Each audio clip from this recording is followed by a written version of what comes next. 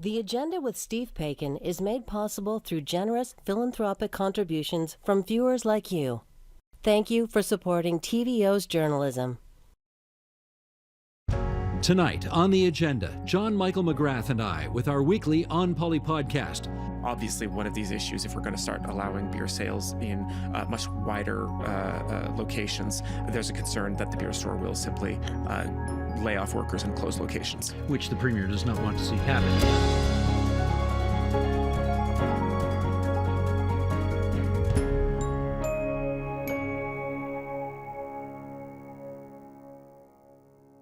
Hey, partner. Hello. Good to see you again. Good to see you. I know that the first thing that you thought of when I walked onto the set was, I wonder why he's wearing that 17 North shirt. A lot of your sweaters have Highway 17 themes, and I'm curious about this one. Well, I'm wearing Highway 17 North today because I was on Highway 17 North earlier this week.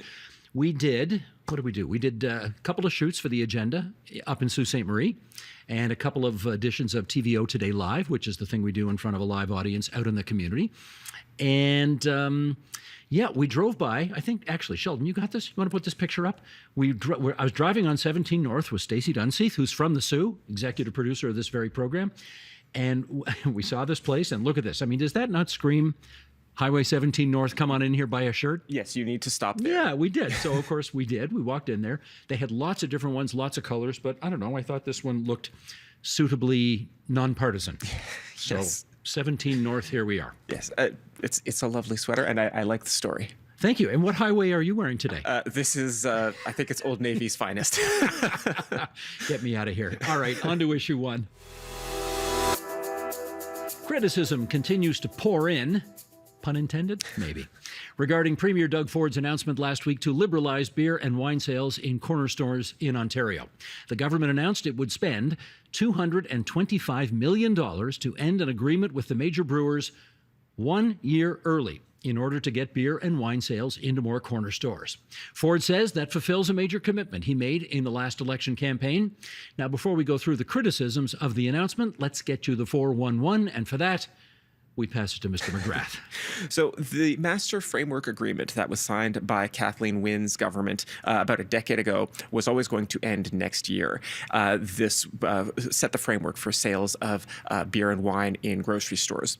The Ford government negotiated a new deal with the beer store owners, which are three international brewers. We already had this announcement that it was going to allow the sale of beer and wine in corner stores. They have now accelerated to that timeline. It will begin rolling out over the summer, and by early September, though after Labor Day, which I find interesting, the government will allow corner stores to sell beer and wine. But as you mentioned, it comes with this substantial price tag. The government says this money is going to be protecting employees in existing beer store locations, and it will allow the owners to make upgrades to their facilities. Obviously, one of these issues, if we're going to start allowing beer sales in much wider locations, there's a concern that the beer store will simply lay off workers and close locations. Which the Premier does not want to see happen. So earlier this week, the Liberal leader, Bonnie Crombie, took to the microphones to react to this development, and you will not be shocked to hear she was less than impressed. Let's check out that clip. Doug Ford isn't being honest with you.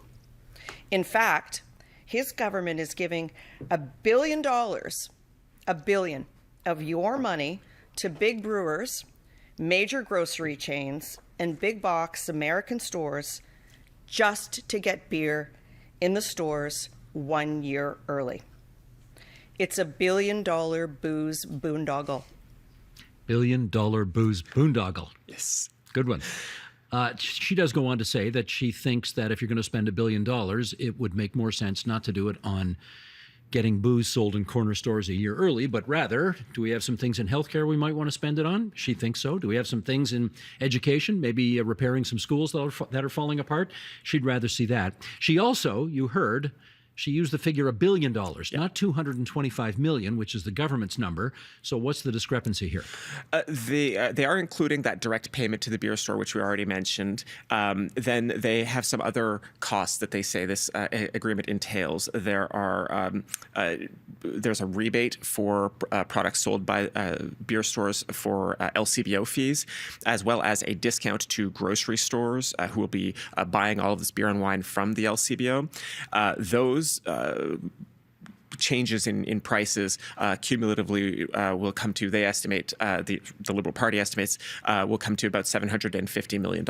Well, $750 million is a lot of money, but it's not $1 billion. So how do they get from 750 to $1 billion? So even if we accept those estimates from the Liberals, this is, I think, where things get a bit trickier. How they get to $1 billion is by arguing that the province should be selling licenses to large grocery stores and larger convenience stores. They have estimated, based on the experience in Saskatchewan, that you could raise conservatively, they say, $300 million for the price of, or the privilege of having a license. That's how you get to $1 billion. The government, on the other hand, says this kind of misses the point, right? The government wants to get as many stores participating in this new system as possible. They aren't looking to squeeze every nickel out of the system that they can. To maybe make a silly analogy here, but like from the government's perspective, this is like criticizing a bicycle for not being a pickup truck. It's like, it's just not what they want it to do. You had a funny line there, You said the Liberals conservatively estimate. Can Liberals conservatively estimate? Big L, small c. I guess if conservatives can liberalize beer and wine sales, then Liberals can conservatively estimate. Very well done, sir. I'm going to make a little confession here. This story has fascinated me for going on almost 40 years now, because I am old enough to remember the day. You are not, but I am old enough to remember the days when, and I would do this with my dad when I was a little kid, you'd walk into the LCBO or the beer store, which we didn't call the beer store then. It was called Brewers Retail, and they were owned by a consortium of brewers that were all Canadian brewers, unlike today where they're all international multinationals. And you would go up to the counter and you would fill out on a pad with a pencil what you want. There was no product to be seen. Sampled, forget it. But there was no product to be seen. It was literally an empty store, and you'd go out there, pen, pencil, you'd make your order, you give it to the guy, he would go into the back room, and he would bring it out to you, because, of course, it would have been scandalous for people to have been in proximity of actual beer product. Serving themselves, my God. I mean, who knows what could happen, Anyway, we're not quite in those days anymore. But the first big attempt to liberalize beer sales in the province of Ontario came from the leader of the Liberal Party. You won't be surprised to hear. His name was David Peterson.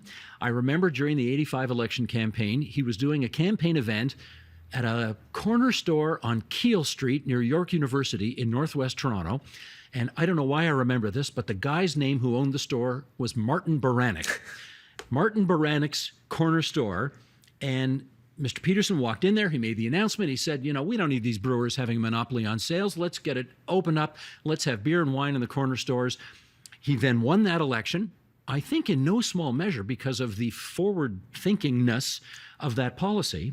And then he went to try to do it, and he discovered it's really hard to do. There are a lot of special interests, a lot of stakeholders here, and he just actually couldn't get it done. But Doug Ford believes that this is one of those issues that will move the needle in terms of his own political popularity. And so he has decided to expend this money for the purposes of getting this done now. Spoiler alert here, JMM. When you and I do your column, my column later in our podcast, I'm going to suggest another mischievous reason why the Conservatives may be so anxious to make this thing happen now as opposed to waiting a year from now. So stay tuned. Yes, we will be talking about that quite a bit. One last thing about this, and we had a bit of a chuckle about this earlier. You and I have seen a lot of political bumper stickers and slogans in our time, and most of the time I roll my eyes and I move on. We have already discussed some of the reasons why the $1 billion price tag may not be strictly accurate. But I will say I did chuckle at $1 billion booze boondoggle, which was then shortened by some to just $1 billion booze doggle. Oh, that's good. That's good. You know what? Full marks for alliteration. Yes, yes. And with that, we're on to issue 2. Well, there are some pretty firm rules in public service that you are supposed to use your government-issued email account whenever you are doing the people's business. But one thing we've learned over the past week through reporting done by Global News is that many people inside the current Ontario government are not doing that. In fact, they are doing considerable amounts of the public's business on their personal Gmail accounts. Why, you ask? He's got the answer. Why, I ask? The short answer is that they seem to be trying to avoid freedom of information requests.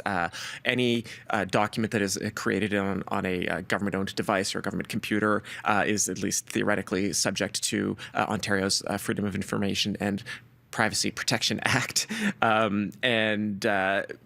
One way to get around that is to use a personal email account. It is also the case that private, like partisan business should not be done on government devices and on government accounts. And so political staffers necessarily have to navigate some of this stuff. The issue with the news this week is that some people, including the Premier's Chief of Staff, seem to be using private Gmail accounts to conduct government business. And so there have been reports of speaking in code about the Greenbelt scandal. That obviously looks suspicious when it comes, especially when it comes out in the news. You think? Just to sort of be clear about it here, the focus of reporting this week really has centered on the Premier's Chief of Staff, Patrick Sackville, and the issue of whether he is not just sharing information with political staff, but in fact directing them with government policy through these private channels.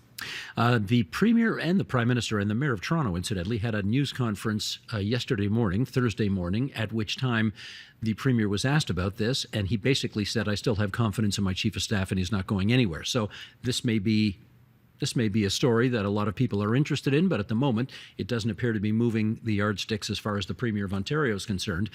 I guess we should also ask here, these are pretty clear established practices. You are not supposed to use private Gmail accounts to do the public's business. Are there any penalties that come attached to doing that? In theory, there could be.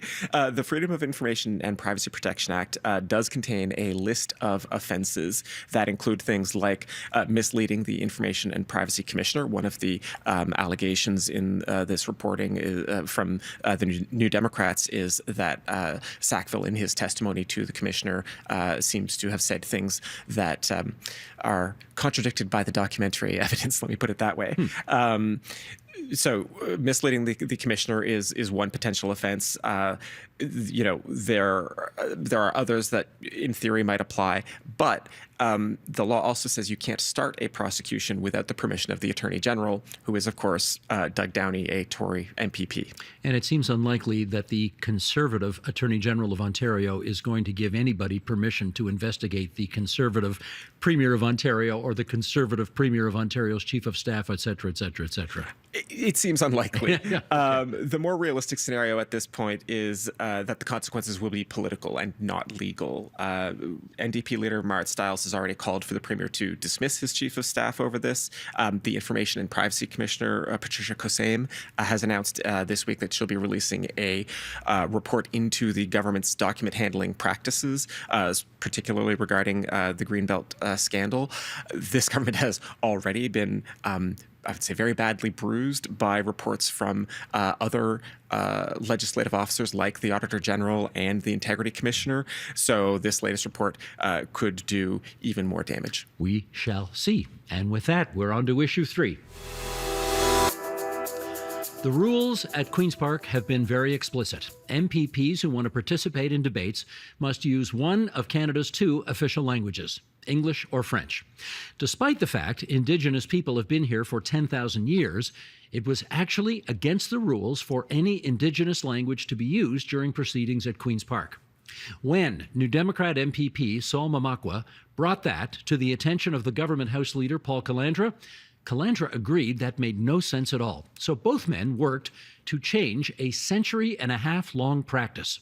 The first question ever asked by an MPP in neither English nor French happened this past Tuesday at Queen's Park.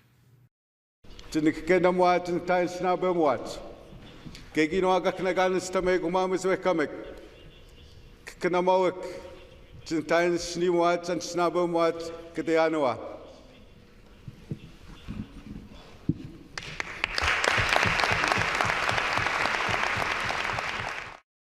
Needless to say, that was a pretty special moment, and it ended with the Premier of the province walking across the floor of the legislature and hugging Saul Mamakwa, and I can tell you, that doesn't happen every day of the week either. No, you and I have spoken before about how nice it is when the legislature has these moments of grace. Maybe not as often as we would like, but these moments where MPPs can rise above the partisan rancor. I think this was a really lovely moment. MPP Mamakwa's mother was present. She got a happy birthday from MPPs. That's right. It was her birthday that day, wasn't it? It was very nice. And of course, Grand Chief Alvin Fiddler was also present. A very important moment for Indigenous people in Ontario. Mm-hmm.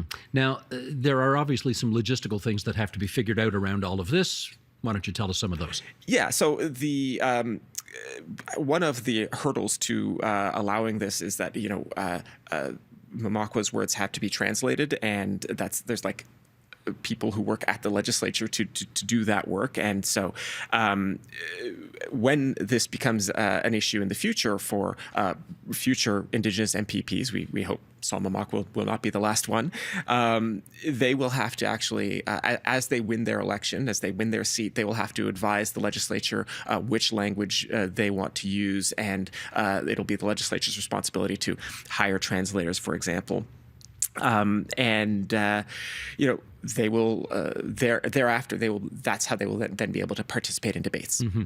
Let's hear now. Admittedly, those who are listening on podcast are going to have a bit of trouble here, so I'm going to have to describe it. But if you're watching this on television or a smartphone or your computer, Sheldon, let's put this up. This is what part of Hansard. Hansard, of course, is the written record of every word that is spoken in that chamber. Here's what it looks like for last Tuesday. That is not English. That is not French. That is Saul Mamakwa's native language, which we would translate in English to Oji Cree. And that's what it looks like in Hansard. So this was a pretty cool historic week at Queen's Park, I gotta say. It was. And, this is obviously symbolic in some sense, but I do want to say it's not just symbolism.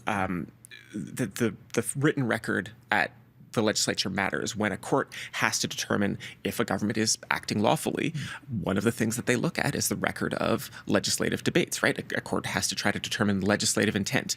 I have seen more than one court case, including some from this government, where judges found a government to have acted badly, at least in part because of what was said in the chamber at Queen's Park. The record matters, and until this week, only English and French were afforded the legislative privilege of being part of the record. So while the changes this week, they don't end boil water advisories, they don't end any of the other disparities in treatment between Indigenous and non-Indigenous people in Canada or in Ontario, it is also not trivial, and so I think it is worth praising the people who made it happen. Yeah, Saul Mamakwa has said in the past that when he walks into the Ontario legislature, he feels like he is in a colonial presence, right? Like this is a form of government with which his people have had significant problems over the years. Yes. And yet he is expected to go there, represent constituents, and do it in a place where he feels like he's not welcome. And to his credit, Paul Calandra from the government side recognized the difficulty of that, and they worked it out so that this new development could happen. And Mamakwa said this past week that for the first time ever, he kind of felt at home, speaking his own language, at Queen's Park. That's a beautiful thing. One of the backstory bits that I did like was when Mamakwa first went to Calandra, and they were chatting about this, and he says, well, no, I'm not allowed to speak my language. And Calandra didn't believe him at first. He was like, no, of course you can. And he was like, no, I assure you I cannot. And once it sunk in, Calandra seems to have moved relatively briskly to make these changes happen. Right on. Okay, and with that, let's check out the columns that JMM and I wrote about this past week.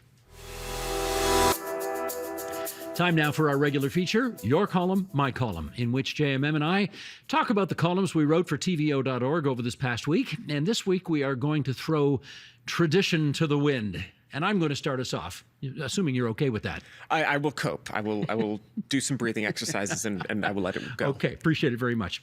I wrote a column a couple of weeks back looking at a lot of the tea leaves surrounding politics these days and concluded that it sure looked to me like the Premier of Ontario was trying to create a set of circumstances leading to an early election call. And by early, I mean we have a fixed election date in the province of Ontario. We know today that all things being equal, the next election is supposed to take place June 4th, 2026. In other words, 2 years from now. I've seen plenty of evidence over the past few weeks, to be sure, that the Premier might want to go to the polls early. He had a press conference last week announcing the liberalized beer and wine sales that we talked about already. Nothing he said in that news conference dissuaded me that he is thinking of allowing the entire 2 years to pass before the next election. 6 times the Premier was asked by various reporters, will you confirm that the next election in the province of Ontario will take place June 4th, 2026, as the law provides? And 6 times he refused to answer the question. And in fact, it got so comical. His answers started getting so long and meandering. He started talking about Kathleen Wynne's record in job creation. He started talking about interest rate policies of the government of the Bank of Canada. Anything but actually being responsive to what the actual question was. You think I'm making this up? Take a look. Is this a timing thing? You want to keep your options open when they're weak? Well, again, I just want to get our agenda through. I want to continue building Ontario, creating more jobs. Do you remember the days that Kathleen Wynne went out and said, let's get rid of the manufacturing and we're going to be a service sector province? Around the world, people are talking about Ontario. They're in awe. That's what they are.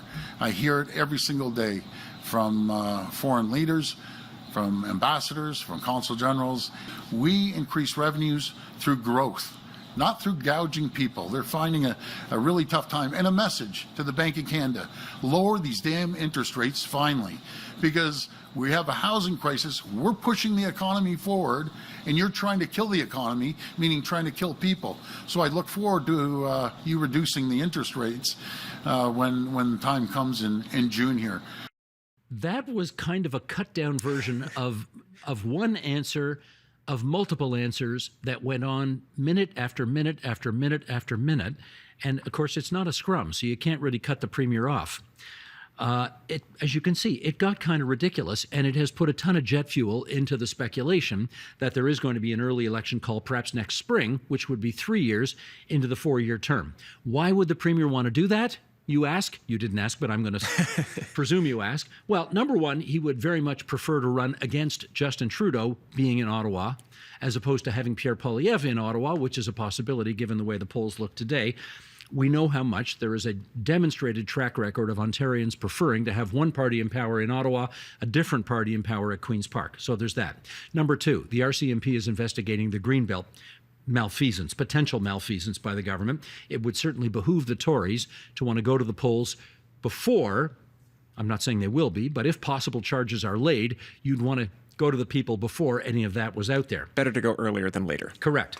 Number three, the governing Conservatives have a lot of money in the bank. And anybody who's watching television these days, be it the Stanley Cup playoffs or Blue Jay baseball games, it seems like every other ad is, ain't Doug Ford a great guy? Isn't he just the most wonderful neighbor and he's going to get it done for you, et cetera, et cetera? The Liberals, whom they see as their biggest competition, have a new leader, very few candidates in place, no policy developed yet as it relates to the next election campaign. The NDP are doing fine on fundraising, but they're 20 points behind the Tories in the last poll I saw. So these are all reasons why I wrote this column, focusing on whether the Premier will exploit what appear to be a lot of tactical advantages that he has to call an early election. Sometimes the voters punish you if you go early, but sometimes they don't. Sometimes, if they like you, they're just content to let you go early. And that's what Doug Ford's people are trying to figure out right now, and that's why I wrote the column. What do you think of that? Well, before I get to my column, I'm going to make a confession here before these cameras. When you wrote that first column a few weeks ago, I might not have thought you were nuts exactly, but I maybe kind of sort of rolled my eyes a bit. In our business, there was always an impulse to speculate about a snap election call, or maybe there's going to be a change. You remember when Kathleen Wynne was premier, there was a lot of speculation about maybe she would resign and the Liberals would have a late leadership race to change premiers, that kind of thing. I thought you were getting a bit over your skis, if I'm honest. I don't ski. But I will make this commitment. If we do, in fact, head to an early election, I will promise you now, I will buy you a box of affordable, economical gas station wine. Thanks a lot, pal. You're a great sport. Thank you very much. So with that out of the way, my column this week was also about the prospect of an early election. Oh, now hang on a second. But do you now acknowledge, 2 weeks after the original column, and with reporters asking the question over and over and over again I think it was 2 news conferences ago, would you now acknowledge that it's not such a dumb idea? Oh, no. In fact, this is out there now. A lot of the timing in that contract, this new contract that has been agreed to the beer store, really strongly suggests that they are putting a lot of energy and effort and money to making sure that they keep things quiet up until January 1st, 2025. 2026. So that makes me think that we're talking about a spring election in 2025. Maybe he's just being mischievous, but on the other hand, maybe this is real. And you can do mischief when you're the premier, right? Like you can psych out your opponents, and maybe you get everybody revved up for a potential election, and then it doesn't happen. I believe Ernie Eves did that in 2003. There was a lot of speculation about a spring election. It ended up getting called in the fall. All that said, yes. So I do in fact accept that we are likely to if nothing else, we're likely to continue talking about the prospects of a spring election. And the reason I wrote about that this week is because I think there's a lot of risk for the government in a spring election. Particularly on the housing file. Shocker, McGrath wrote about housing again. I'm just completely bamboozled that you would do such a thing. Not. Housing, one of the biggest issues this government is facing, and one of the issues where they're facing the most criticism, because even by the government's own metrics, a lot of things are heading in the wrong direction. Housing starts are down. Rental starts in Toronto that had been doing well are now down again. Ontario is a bit, not exactly an outlier, but it is being outshone by provinces like BC and Nova Scotia, very different provinces. And so I don't think, despite what the Premier can talk about, I don't think it's just the Bank of Canada's interest rate policies. I think Ontario's policies are part of why we are seeing kind of dismal housing performance. And if they do a spring election, that means there's not enough time for them to change course. You can't change policy in the fall of 2024 and hope that in the housing sector, which is kind of a slow-moving super tanker, you can't turn it around that quickly. Meaning that in the spring of next year, we will still basically be talking about kind of a sluggish housing sector. So all of that is just a very long way of me saying there are real risks to a spring election, and perhaps it's riskier even than the government is anticipating. Yep, fair enough. Both of those columns, incidentally, available on the TVO website, tvo.org. Just hunt around, you'll find them. Yeah, click on his picture, click on my picture, you'll find it. Now, just before we go to the mailbag, you know that at this time we usually like to, if we can, give a little shout out to somebody who said something good, bad, or indifferent about the podcast this past week. And I mentioned off the top of the program that we had a crew in Sault Ste. Marie earlier this week to do some shoots. And when we were there was a guy named Riley Elder who walked up to me and said, he actually pulled out of his little case, he said, "Here's a book you might find interesting." It was a book I'd written. It was called Paikin and the Premiers. Anyway, so I thought, wow, that's kind of neat that a guy who's as young as Riley is reading this book. So I like that. And he just said, really enjoying the podcast. And I thought to myself, if somebody as young as Riley is enjoying the podcast, he is deep in the bowels of onpoli nerddom. But that's okay. He's our kind of guy. We like that. Thank you, Riley. Yes, thanks, Riley. And I hope you like the book as well. So, JMM, to the mailbag, if you would. Right. If you've got a burning question or insightful comment, send it along to onpolitics@tvo.org. Here is this week's letter. Hello, Steve and JM. Listener from Calgary. The question is for Steve. Upon entering journalism school in 2003, my father gave me a copy of your books, The Life, The Seductive Call of Politics, and The Dark Side, The Personal Price of a Political Life. I still have both copies sitting on my desk today. It has helped me out a lot in forming questions to ask subjects of interviews, so thank you for those resources. In The Dark Side, you write, it's fashionable to think that politicians and diapers have one thing in common. They should be changed regularly, and for that same reason. Good line, eh? It's a good line. It's a good line. Yeah. I'd like to change the way Canadians view their public servants, but in all honesty, I can't do it alone. My question is, in 21 years since that book was published, do you think the public has changed their views on politicians for the better or worse? And have your views changed on politicians in that time? Regards, Christopher W. Brown. Love this question. First of all, Christopher, please thank your father for me for getting you that book. That was a real solid of him. Has the public changed its views on politicians since I wrote that book? Absolutely, unquestionably, unequivocally, yes. And for the worse. I don't think anybody's going to argue with me that we seem to think a lot less about our politicians today than we did a generation ago, and for a whole lot of legitimate reasons. People are crankier about issues around affordability. They are upset that public services don't work as well as they think they ought to. They see money being wasted by politicians, and they don't like that. They see politicians being inaccessible. Have you ever tried to call Queen's Park? Have you ever tried to call your MPP? Very difficult to get anybody on the phone these days. You get a lot of voicemail recordings, and that's about it. And of course, beyond that, social media is ginning everybody up to be more toxic, not more understanding. As a result, on the other side, I hear more and more stories from more and more politicians about how, for the first time in their lives, they are really feeling very vulnerable to attacks from their constituents, actual attacks. Yeah. Which, of course, is unacceptable. We cannot have, in this province or country, we can't have people physically harming or attacking our politicians, because then, of course, security will become even more oppressive and we'll have even less access. So I'm still trying to see the glass half full on this one. I still believe, in the main, that the vast majority of people who run for office, who get involved in public life, do so because they want to make a contribution. I believe that. I see evidence of that. However, I'm also seeing a lot of evidence these days of something called the monetization of outrage. Too many politicians manufacturing fake outrage during question period, putting clips of themselves asking tough questions to a premier or a prime minister who may not even be there, and then sending those clips out on social media to fundraise off them. I think it's a really unfortunate practice. And so, Christopher, this aspect of politics today is definitely worse than it was before. That's my 2 cents. You got a view on this? Yeah, I mean, I would just say briefly that I think we have to do our jobs as reporters to sometimes tamp down on the outrage when we can. Sometimes there are legitimate outrages. We spent a lot of last year angry about the Greenbelt, and I don't think the government, given that the government reversed itself, they're not going to defend those choices anymore. Mm-hmm. Sometimes there are legitimate outrages, and sometimes it takes journalists to say, to explain things. Sometimes things aren't as outrageous as they seem. And that's hard, because in the social media environment we're in now, one of the riskiest things you can do is try and say, actually, everybody just hold on a second, calm down. This is not as bad as it looks. I've had some experience with that. It's not fun. But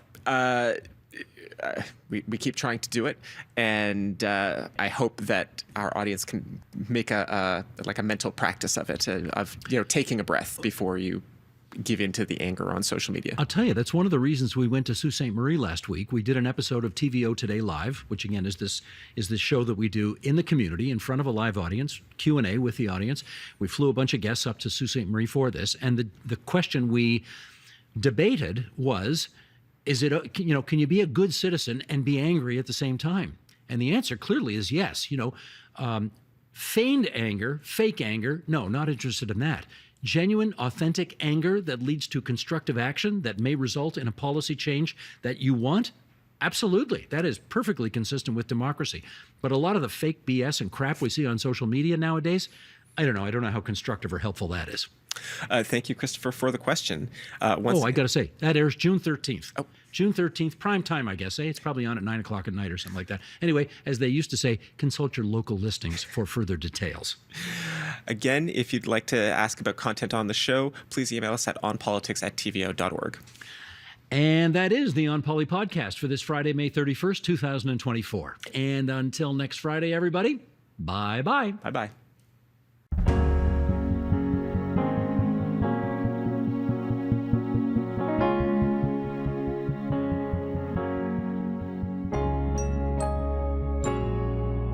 Chris, I'm going to start with you. What is Community Living Ontario, and breakdown, because there's a structure there as well. Right, yeah. It's Community Living Ontario was founded 71 years ago by a group of local organizations who were concerned about supporting people who have intellectual disabilities in their communities. And so previously to that, people used to just go to institutions and lived there throughout their lives. And over time, we realized that probably wasn't the best idea to support people. So in the 1950s, that's where local associations started springing up. And Community Living Ontario was a response to recognition for a need for a provincial voice, an advocacy voice, a voice that could help coordinate issues and priorities and supports for people who have intellectual disabilities. And we had mentioned there's 119 agencies, so that's spanning the entire province as well. Yeah, we're in most towns and cities across the province, and part of a larger system in developmental services where there are some 200 organizations who actually provide supports around the province. All right, Nico, with a housing and affordability crisis right now in this province, why is it that these services are even more vital in the community? Well, having gone through a housing crisis myself, I was actually out of my apartment for over a year and a half. So being on the actual receiving end of that was very different. And just the lack of support I received from the region regarding it was very poor. I don't wish it on anybody, obviously, but I mean, obviously it's happening everywhere, and having the services in place makes it easier for people to get the help they need. And when staffing are getting cut back, it makes it very difficult for people to do their daily things that they need to do. Like an example, if someone needs to do shopping, they have their staff supports in place. If you're in a supported independent living program and say that staff has to cancel because of something coming up, that puts that person out of being able to do their supports, and then they're stuck doing it on their own. Is that fair to them? No. But it's also not fair to the staff that they're having to cut services back. So you've seen it from both ends.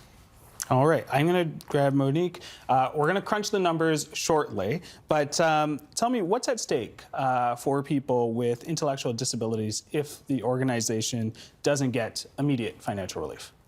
Absolutely. The services and the homes that are provided under the umbrella of community living are vital to our communities. We see so many families now who are desperate to be able to get into those homes. I believe we have 14,000 people on wait lists and adding 1,200 each and every year. So families are absolutely desperate to make sure that their loved ones have safe, affordable, supportive housing so that they can now live their lives peacefully also, right? So the fear factor of what people are seeing and what parents are currently telling me of how scared they are is devastating. So I'm shocked, quite frankly, that the government didn't provide the 5% that was required and necessary. Susan, same question to you. What's at stake? So my story is actually a personal one. My brother Robert has an intellectual disability, and he's lived with my mom all his life. Over the years, we've done the best as a family to provide the supports that he needs to teach him what we could and to include him in community activities and programs. But with the advice of some professionals in the sector, years ago, we made an application for supported living, like a housing placement for him. And we got a letter back indicating that we were on a waiting list. Fast forward to early last year, and my brother still lived with my mother, and she is now in her 90s and he is in his 50s, and we hit a crisis point. It had been 36 years since that waiting list letter arrived, and we had to figure out how to do something to get them out of that crisis. So the long-term care sector is pretty difficult to navigate, and we had that with my mom, but we had a path forward that we identified there. And I've been involved with the sector as a volunteer for many years, and I thought I knew how to navigate a little bit, but I found it almost a full-time job to find out where my brother was on the waiting list, figure out how we could get him up the waiting list and actually get him a housing placement. At the end of the day, we did find a place for him, and I'm very grateful. He's now in a group home arrangement and is supported by lovely people, so I am very grateful, but he doesn't any longer have the opportunity to live independently. He's now being, I'll call it taken care of at his stage in life. And my mother hasn't had the opportunity to ever see his new room and his new setup because his room is in the basement and her mobility doesn't allow her to get down there. So some missed opportunities, honestly, and 36 years of waiting.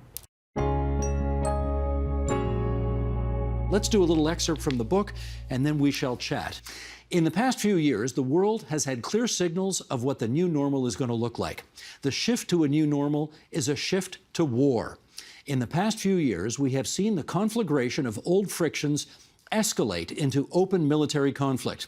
But this has been preceded by other modes of warfare: economic, cyber, diplomatic, and most obviously, informational. Okay, let's start there. How do you know that what you are describing as the new normal is in fact that, as opposed to sort of a short-term burst of misery which we're going through right now? Well, I think it's important to differentiate between cause and effect. I mean, the war in Ukraine, for example, which was the original catalyst for this, may well be over. I mean, pending the election results, it could be over in 6 months. But that's not going to change the economic warfare. It's not exactly like sanctions are going to be dropped against Russia or China. And, you know, if you look around the world, it's not just Ukraine. There are many fault lines. The Straits of Taiwan could blow up at any time. Gaza's a new front line, and there may be other front lines. But what we're talking about is the collision of two tectonic plates. And they're going to continue to collide. And where they collide is going to create a lot of economic buckling. And it's that economic buckling that brings that war front home to you. Characterize those two tectonic plates. Well, I mean, through most of the post-war period, there's been one global power, a hegemon in the view of some, okay? And that's been the United States. And the United States and its Western allies have enjoyed such overwhelming military and economic power that they can basically dictate terms to the rest of the world. And now that's being challenged, not only by America's traditional adversaries, Russia and China, but by an increasing number of economic heavyweights who are aligning themselves with America's opponents and calling for a change, a new world order where there's a multipolar world instead of a unipolar world. And what that means is a more equitable division of power and influence. Okay, but I remember when Ronald Reagan was president, as you do too, and people would say, America is spending as much on defense as the next 10 countries combined. They still are. I was just going to say, and I read in your book that they still are. Right. So really, what's changed? They are spending, nothing has changed with America. It's what's changed on the other side. I mean, if you look at the last 20 years, the 4 fastest growing economies, China, Russia, India, Brazil. Number 5 is Saudi Arabia, and they just joined.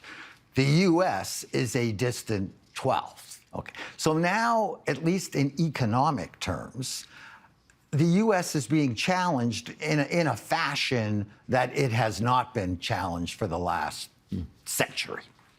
Let's go back to the Russia-Ukraine war for a second here and talk about the sanctions, because if you look at the whole globe, not that many countries are actually participating in these sanctions. So, Sheldon, I'm on page 2 at the top. Let's do this quote here from Jeff's book.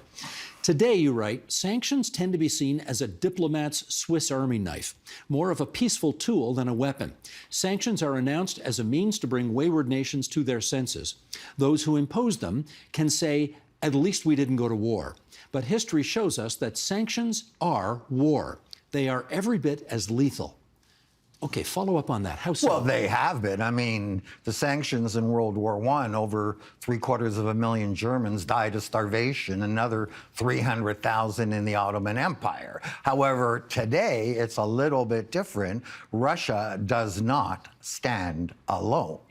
You know, the effectiveness of Western sanctions diminishes as the scope of BRICS grows. And Russia and China and India have welcomed with open arms all the Russian goods that have been sanctioned in Western markets. So instead of, you know, the loss of European energy markets would have brought Russia to its knees, last year, Russian energy export earnings set a record high. Having said that, do you agree that Western nations, those who are participating anyway, should have brought sanctions against Russia for its illegal invasion of Ukraine? Well, I guess that depends on whether you think this is just Putin's war, or what the other 144 million Russians think about NATO doubling its size after Gorbachev was given assurances that that would not happen. Going to change the subject on you again, this time the opioid crisis. There isn't a municipality in this province that is being spared the horrors associated with this issue. And although none of you specifically referenced it when I said what keeps you up at night, I'm sure it comes under the basket of social services and things that you would like to be able to do better at. There are wonderful efforts being undertaken, but if you pick up any newspaper or flip on the news on television, it's all bad, bad, bad news. Can you give people watching this, listening to this, any reason why they should think that you're going to turn a page on this thing and that you're going to make some progress? Because certainly from everything we read, see, and hear, it doesn't look like it. Mayor Chirico, start us off. Yeah, it's a health crisis. It's a health crisis, not just, you know, an opioid crisis. It's an entire spectrum that is taken probably 2 decades to create. And it's probably going to take 2 decades to fix.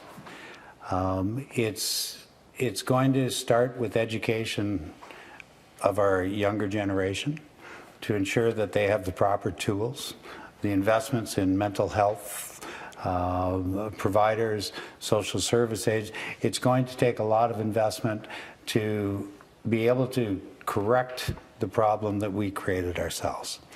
And it's not that we don't have the services available, but it's fractured. It's very fractured, and we have silos all over the place, and we have to break down those silos. If we are going to correct this problem, correct this societal problem, then everybody has to be on board. Because right now we have a small group of individuals that are holding a very large group of individuals hostage in a lot of ways when it comes to drug strategies and homelessness and all of those. And I don't mean to sound callous about it, but it is, you know, most people go to work every day and they try to do it and you know, but they come home and their house has been broken into because somebody's trying to access for drugs, whatever the case may be. You know, we have to deal with that today. And if we don't start dealing with it as a society, then not only we're failing a couple of places. We're failing for our existing residents, but we're also failing for those people that are on the streets because we're not providing for them. We're not helping them. And we have to make sure that, I think there's the old saying about, you know, how a civilization will be judged is how we treat our poorest, right? And that, it was something along those. I should have paid more attention in school. But, you know, that is going to be how we're judged. And so I do believe that that's how it's going to start. It's got to start at the lowest level with our children and grandchildren and be able to educate them properly, bring them through that system, and then deal with what we've got in front of us. I think the quote is on how we treat the most vulnerable among us. Yes. Something like that. Yes, very much Anyway, but point taken. Okay, how about in Timmins? What's it look like there? Well, it's challenging times, definitely. Politicians always say challenging when they mean god-awful.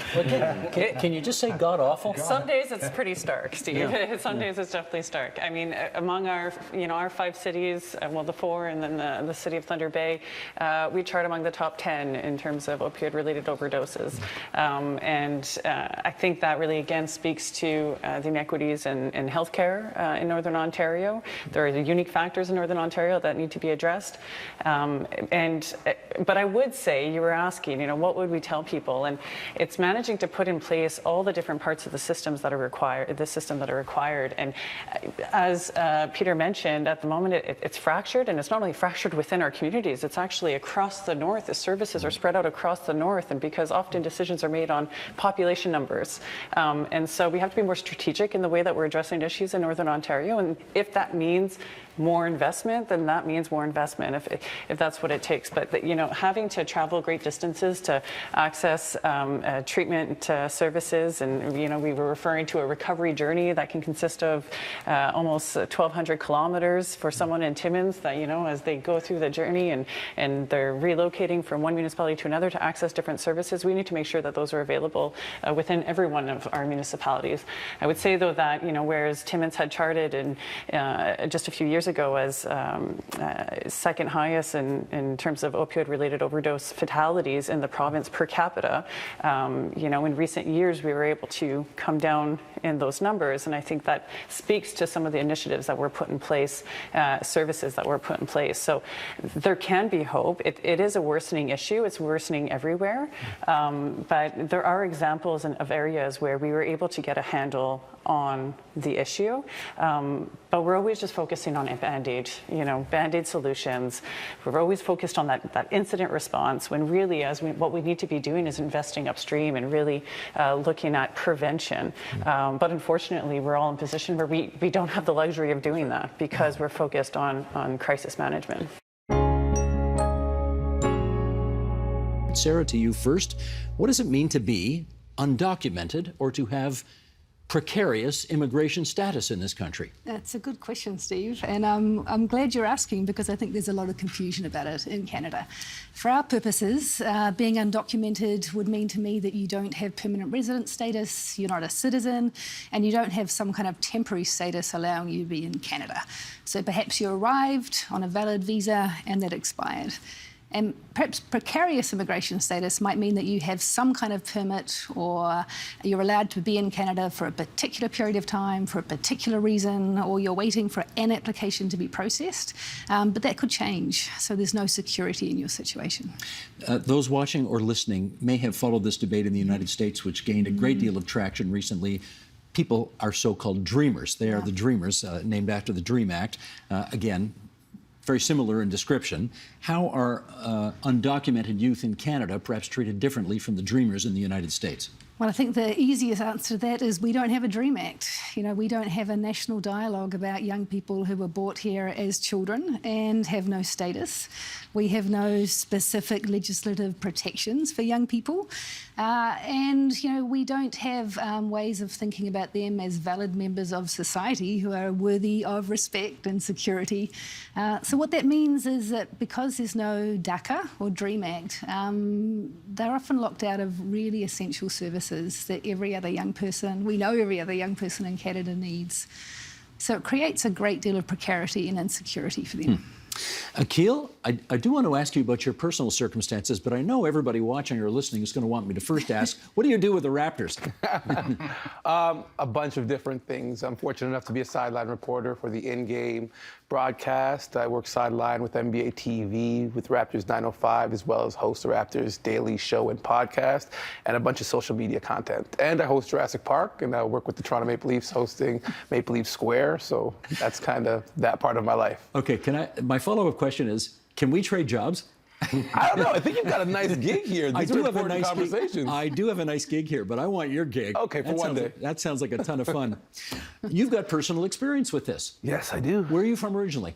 I was born in Trinidad and Tobago, Port of Spain. Came here at what age? I came here first at 4, but I think I finally stayed after going back for a little bit, around 6 or 7. And how does all of what we've been talking about here apply to you? Well, I lived it.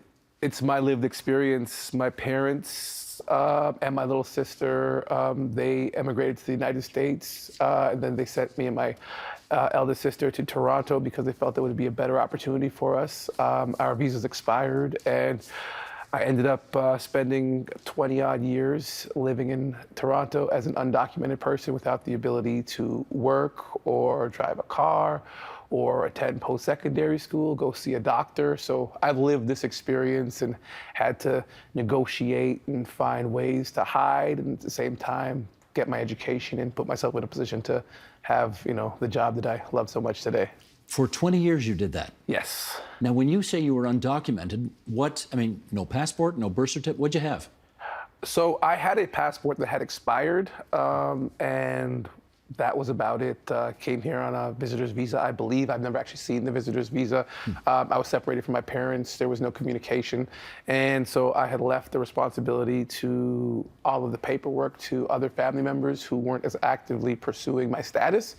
And so at around the age of, I think, maybe 15 or 14, when my friends started to get part-time jobs, I became super curious as to why I couldn't get a part-time job or why I wasn't going to the doctor or the dentist. And slowly the information came to trickle out that I was, at the time, they called us illegal aliens.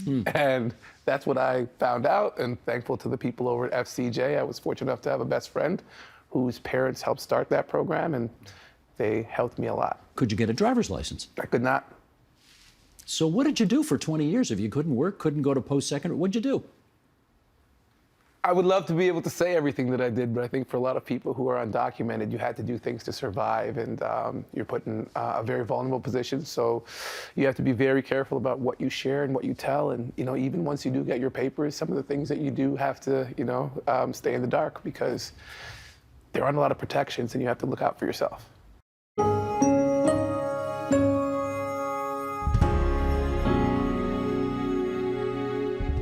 Next week on the agenda. Wars never really end, and I say that in the book. They alter our DNA, they change the course of our lives, and they affect the people generations later. That's next week on the agenda. We are where you are. TVO's current affairs journalism is available across platforms across Ontario, on Roku, Amazon Fire, Apple TV, and more. Catch The Agenda, The Thread, OnPoli, and other podcasts, docs, and video series on the device of your choice when you choose.